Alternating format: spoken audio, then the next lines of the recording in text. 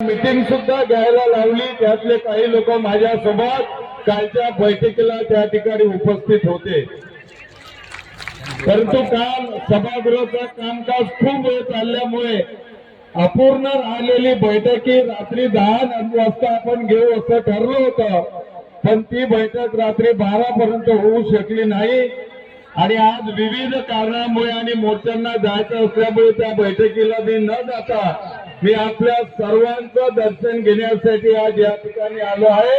आपल्या सर्वांना शुभेच्छा देण्यासाठी या ठिकाणी आलो आहे।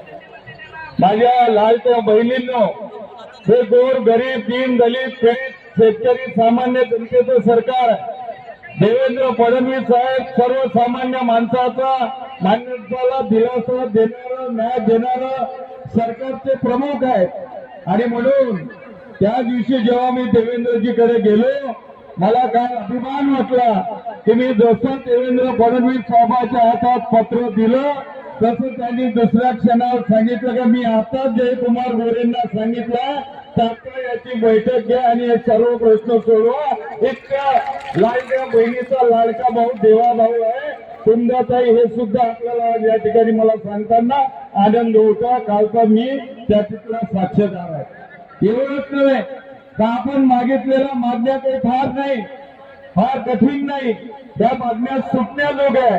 आता ग्राम सखी म्हणा, काय बरं, ग्राम सखी म्हटलं, सखी म्हटलं तर